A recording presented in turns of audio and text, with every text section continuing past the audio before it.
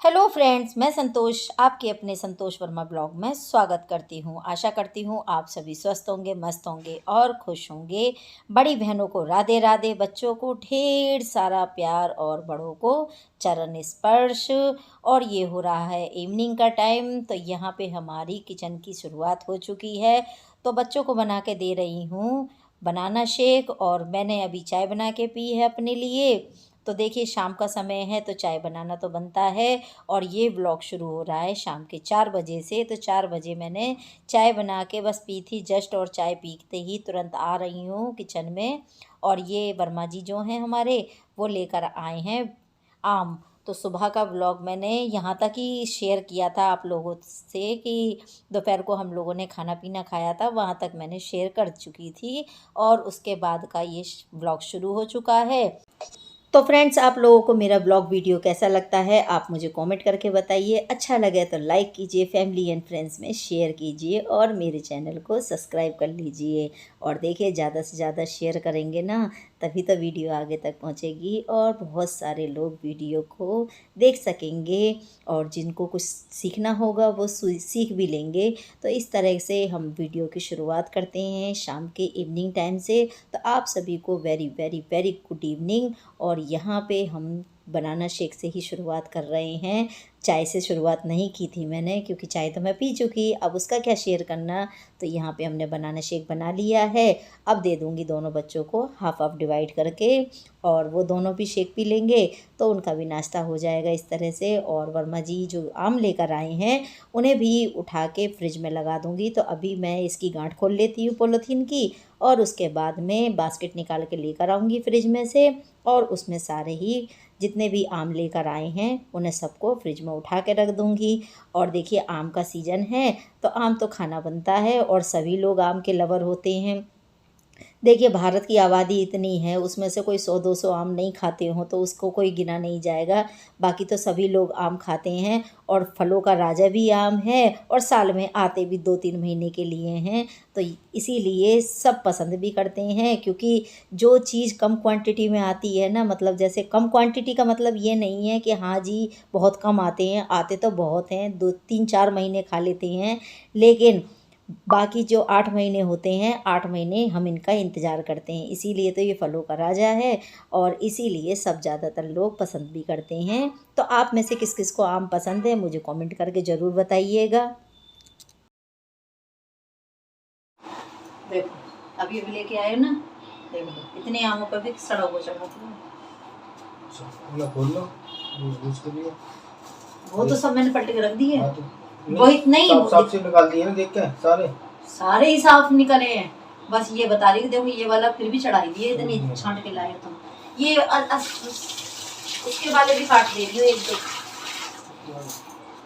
जो ये लेकर आया है आलम वाले,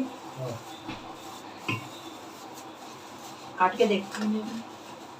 क्या बात चल रही है मुझे बताओ। क्यों? मैं भी खाऊंगा। डाल के पके हुए हैं, लेकिन डाल के, और उसके कैसे पता लगती है इसमें ये ना, ये यहाँ पर जो काले काले पूरे में धब्बे रहते हैं वो कार्बोरेट होते हैं। मैं ये तो कह रही कैसे पता लगती है कि डाल के पके हैं। और सब एक से हिसाब के अंदर ये चूस मिला है मैं, लेकिन छील के तैयार करती हूँ। चूस मिला है क्या टाइट ना है नहीं मिला है। हाँ ये बोलो, मम्मी से भी दो दो, इसे भी दो दो, इसे भी दो दो।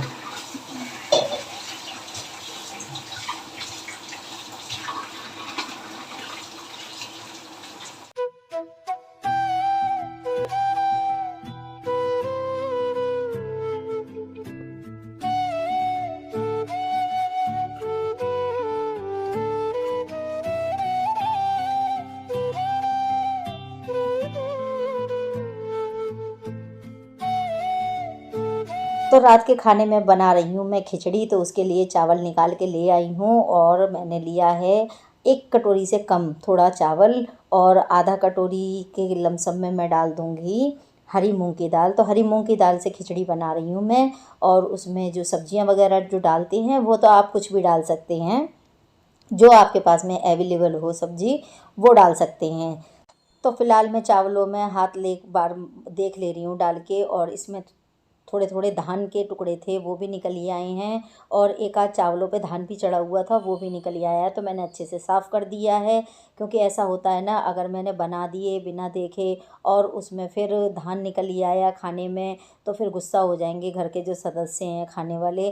तो इसीलिए पहले इनको अच्छे से चेक कर लेती हूँ, और एक बार दाल को भी चेक कर लूँगी, क्योंकि बाज़ार की देखो सारी चीज़ें हैं, तो एक बार नज़र मारना बहुत सही बात है। नहीं तो कोई चीज़ इसमें निकल ही आई, कंकड़ निकल ही आया या कोई और ही चीज़ निकल ही आती है, पत्थर वगैरह, तो फिर सारा ये खाने का नाश हो जाएगा, वेस्ट हो जाएगा खाना हमारा। इसलिए उसको अच्छे से पहले एक बार नज़र मार के और अब इन्हें धो दूँगी। और फ्रिज में ये वाले में चावल जो हैं ये मैं फ्रिज में स्टोर करके रखती हूँ, क्योंकि ये हैं खीर के चावल। अब खीर के चावलों में ना बहुत जल्दी जो कीड़ा होता है लाल वाला, और वो जो गिरार सी होती हैं, बहुत जल्दी लगता है। बाकी और चावलों के मुकाबले इस चावल में बहुत जल्दी कीड़ा लगता है, इसीलिए मैं इसे थोड़ा मंगाती हूँ, प्लस मैं इसको फ्रिज में स्टोर करके रखती हूँ, ताकि मेरा जो सामान है वो ख़राब ना हो। और जो जो दालें होती हैं वो भी मैं ज़्यादातर फ्रिज में स्टोर करके रखती हूँ, तो इसी वजह से ना कोई भी चीज़ ख़राब भी नहीं होती है, और समय पे सही सही निकल ही आती है। तो और इससे अच्छी बात क्या है।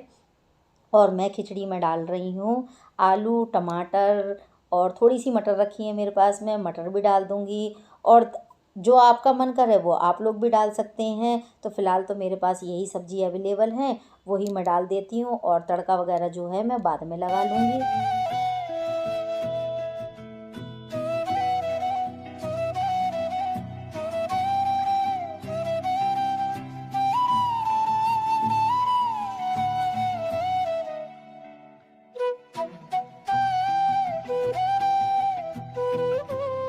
और रात का समय है तो देखिए हल्का खाना खाना बहुत ही सही है, तो मैं इसीलिए खिचड़ी बना रही हूँ। और इस टाइम पे गर्मी ना चिपचिपी वाली हो रही है, तो मन भी नहीं करता है रात के टाइम पे खाना बनाने का। रात के समय ऐसा लगता है कुछ बस झटपट वाला बना दो और फटाफट किचन में से निकल जाओ।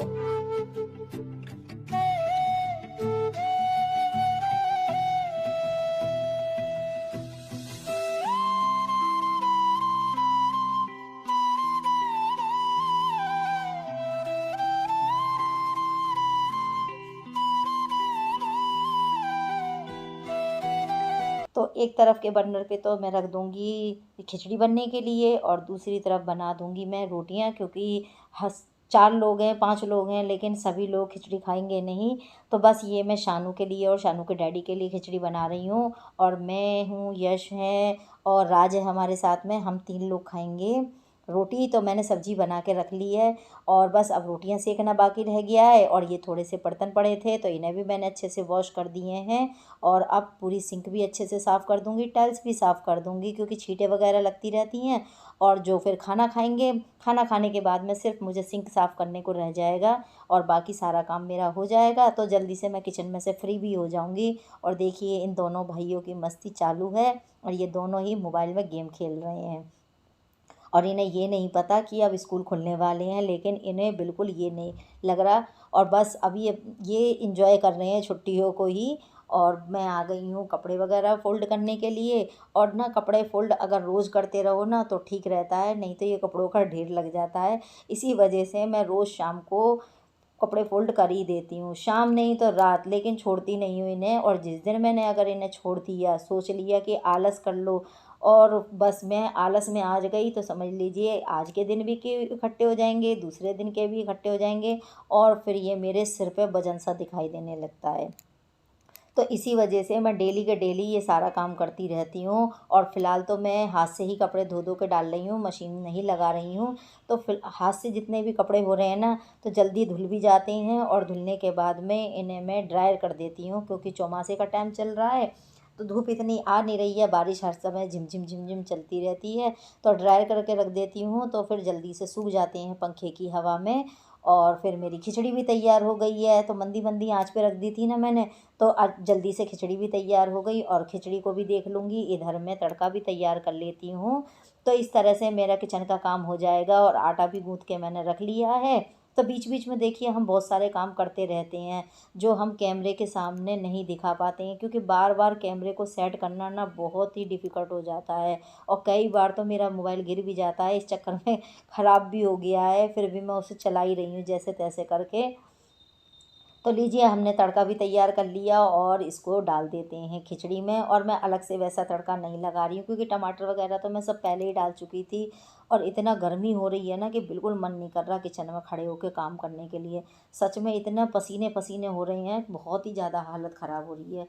कहने को बारिश पड़ रही है झमाझम, लेकिन फिर भी ठंडक वाली बात नहीं है। और जाने कहाँ कहाँ तो बाढ़ भी आ रही है, फिर भी पता नहीं क्यों ठंडक नहीं है बिल्कुल भी। और कभी कभी हमें कहीं जाना पड़ जाए या कोई परेशानी हमारे को ही हो जाए, तो उसका खामियाजा फिर हम ही लोगों को भुगतना भी पड़ता है। ऐसा बीच में 2 दिन हुआ भी है कि मैं ब्लॉग नहीं बना पाई थी, और जितने भी ब्लॉग मैंने बनाए थे मैंने एक ही दिन फिर शूट करके डाल दिए सारे, एडिट करके। और उसका खामियाजा मुझे ये भुगतना पड़ा कि अब मुझे दिन में 2-2 बार ब्लॉग बनाने पड़ रहे हैं। तो सुबह का बनाती हूँ तो फिर दोपहर तक डाल देती हूँ, और दोपहर को फिर शाम से बनाना शुरू करती हूँ। तो देखिए नेक्स्ट डे के लिए तैयार करके रखती हूँ। तो इस तरह से मैं अभी जो मेरा बीच का रूटीन ख़राब हो गया था उसे मैं पूरा कर रही हूँ। और बीच में मैंने एक दिन ब्लॉग डाला भी नहीं था, तो उस दिन मेरी बिल्कुल भी तबीयत ठीक नहीं थी, इस वजह से मैंने ब्लॉग नहीं डाल पाई थी। पता हुआ क्या था कि मुंह में छाले निकल ही आए थे, और छाले निकलने की वजह से ब्लॉग तो था बना हुआ मेरे पे, लेकिन मैं वॉइस ओवर ही नहीं कर पा रही थी। फिर जाके मैंने मेडिकल से दवाई लेकर आई हूँ, लेकिन हाँ मेडिकल वाले भैया जो हैं बहुत अच्छी दवाई दे देते हैं, तो उन्होंने मुझे दवाई भी दी थी। और मतलब लगाने की भी जो मुंह में अंदर लगाने की भी दवाई थी वो भी दी थी, और खाने की भी दवाई दी थी। तब जाके मेरे जो मुँह के छाले थे उनमें थोड़ा-सा आराम मिला। फिर मैंने नेक्स्ट डे मैंने वीडियो एडिट करी, वॉइस ओवर करा, फिर मैंने आप तक ब्लॉग पहुँचाया अपना। तो इस तरह से मैंने जो बीच में मेरा 1 दिन का ब्लॉग जो रुक गया था, उसका खामियाजा मुझे भुगतना पड़ रहा है। तो फ्रेंड्स फिर मिलूँगी अगले ब्लॉग वीडियो में, तब तक के लिए bye bye. Thank you for watching.